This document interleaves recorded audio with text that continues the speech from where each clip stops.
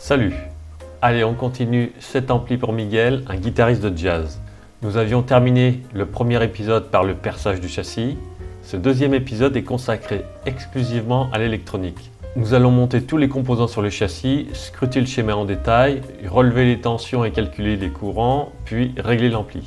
Suivez bien chaque étape car construire un ampli ne s'improvise pas.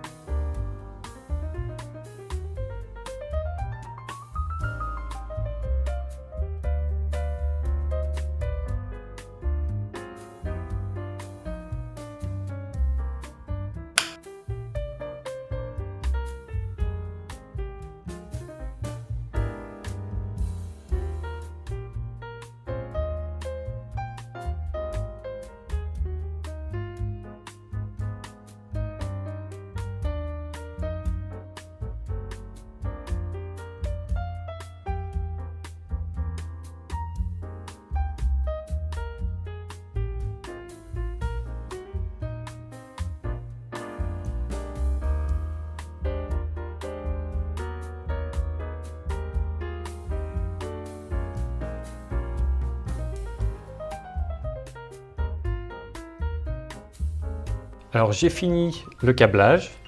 Donc pour les deux premières résistances, donc ces deux-là, vous pouvez voir que j'ai gardé les longues pattes car il faudra peut-être plus tard changer leur valeur.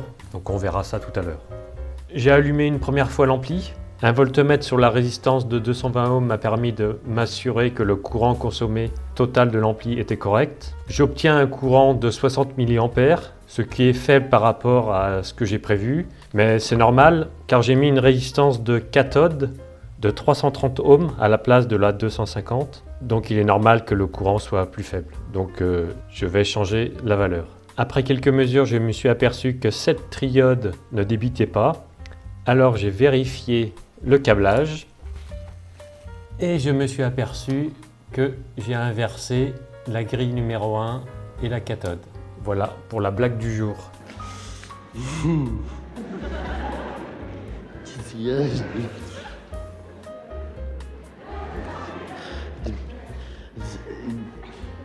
C'est l'histoire d'un mec. Vous la connaissez, non? J'ai rectifié mon erreur de câblage. Donc on a bien sur la broche numéro 1 l'anode, sur la broche numéro 2 la grille numéro 1 et sur la broche 3 la cathode. J'ai pu ensuite passer au relevé des tensions et calculer les intensités. Et j'ai réussi du premier coup à avoir les tensions que je visais. Donc ça c'est impeccable. A noter que pour les puissances d'anode des lampes de puissance, pour un ampli à une seule lampe, donc un ampli de type classe A, on vise la puissance d'anode max que l'anode peut dissiper. Ici dans un ampli push-pull, donc un ampli à deux lampes de puissance, donc un ampli en classe AB, on vise une puissance dissipée entre 70 et 85% de la puissance maximum. Pour cet ampli, si on regarde un petit peu les docs constructeurs, ici il faut que je vise environ 85% de la puissance max. Et c'est bien ce que j'obtiens à peu près ici. Donc pour une 6P1P, la puissance anodique maximum est de 12 watts. Je visais 80%. 12 watts x 80%, ça fait 9,6 watts. Et ici, j'obtiens 10,1 watts. Pour baisser cette puissance anodique de 10,1 à 9,6 watts, je vais modifier la tension de polarisation des lampes de puissance. En l'augmentant un petit peu, ça va calmer un petit peu l'intensité anodique. Donc je vais passer de 250 à 270 ohms. Avant que je fasse le relevé des tensions, je voulais qu'on voit ensemble le cheminement du courant sur le rail de haute tension. Ici, nous avons l'enroulement de tension, les diodes pour redresser. Donc, notre courant circule par ici, traversant la 220 ohms. Ici, on a le courant total consommé, donc sur la haute tension. Ensuite, ce courant s'en va au niveau des deux anodes. Et sur la deuxième. Donc ici, nous avons 2 fois l'intensité anodique. Le courant traverse à 4,7 K et s'en va aux deux grilles G2. Donc le courant ici, c'est 2 fois IG2. Ensuite, traverse la première résistance de 10 K, s'en va sur la lampe déphaseuse. Ici, nous avons I déphaseuse. Et ensuite, le courant traverse une deuxième résistance de 10 kg et s'en va sur le préampli, donc sur le premier préampli et aussi sur le deuxième préampli.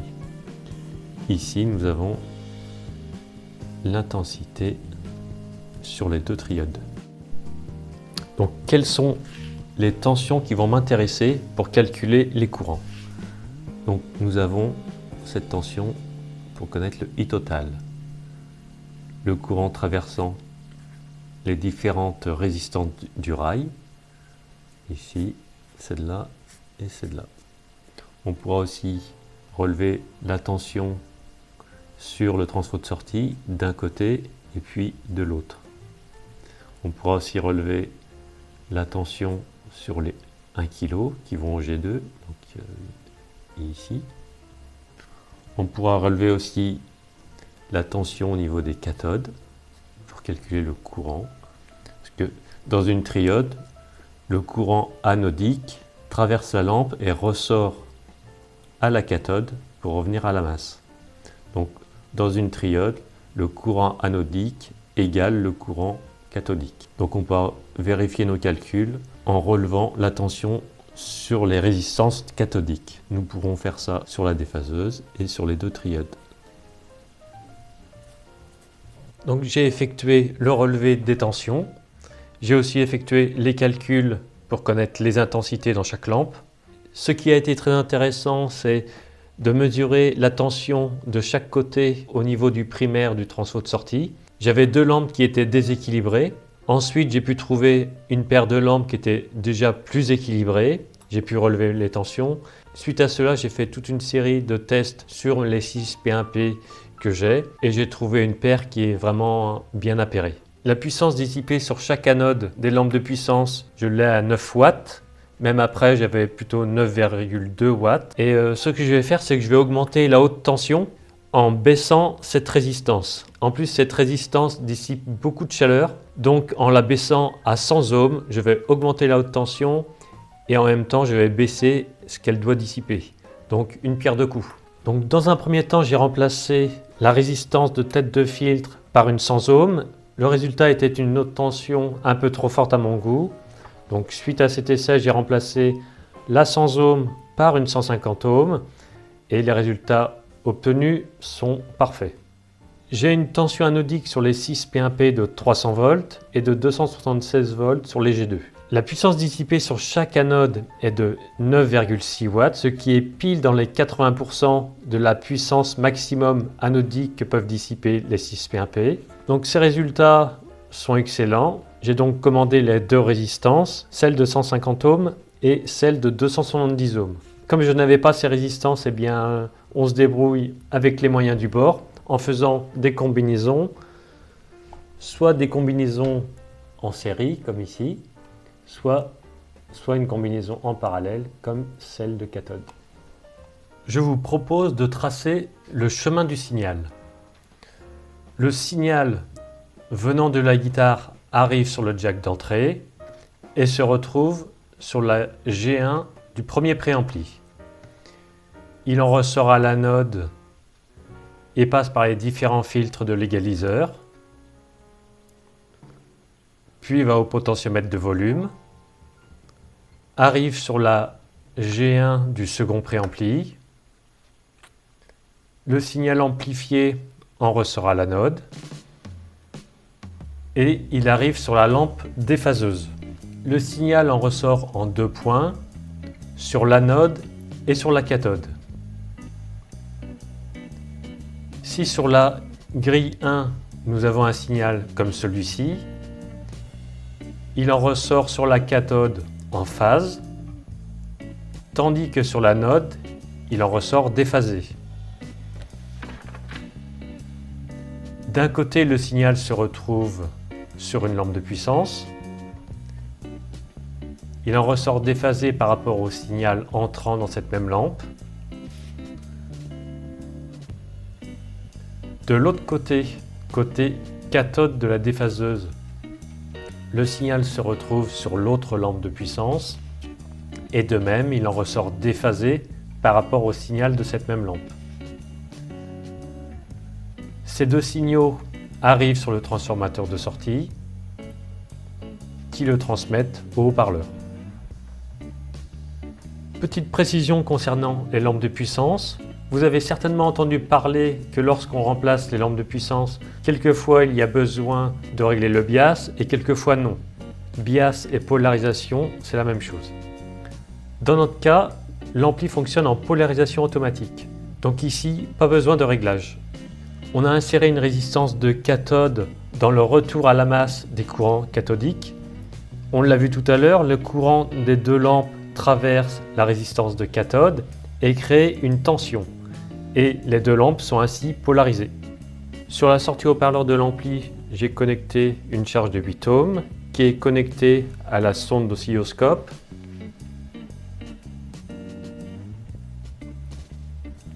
Sur l'entrée guitare de l'ampli, j'ai connecté mon GNBF. Il est calé sur 1 kHz et 1 volt.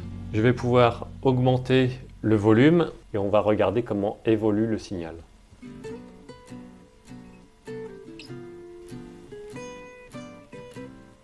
Maintenant, je suis en saturation.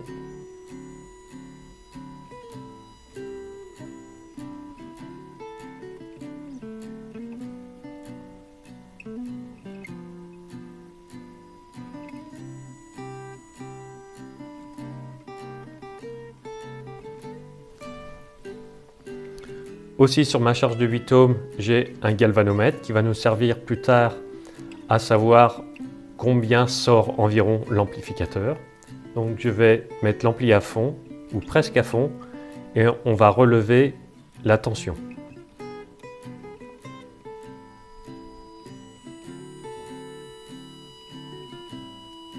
Donc au maximum j'ai 11 volts. J'éteins l'ampli.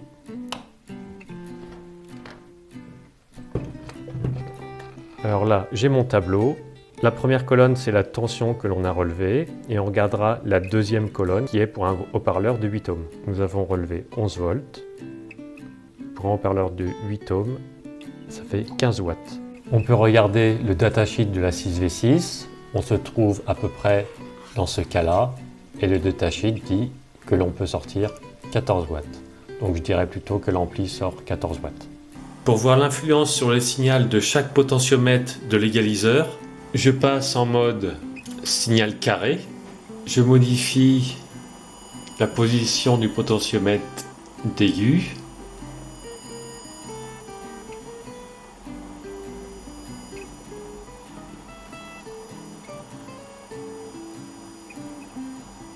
Les médiums.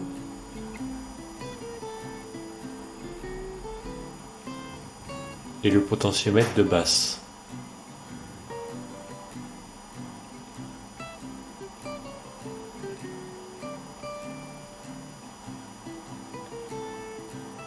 Aujourd'hui, j'ai reçu les deux résistances, la 270 ohms et la 150 ohms. Donc je vais pouvoir procéder au remplacement. J'ai pris des résistances de 10 watts, donc ces résistances ne sont pas près de lâcher. Ce sont des résistances en céramique.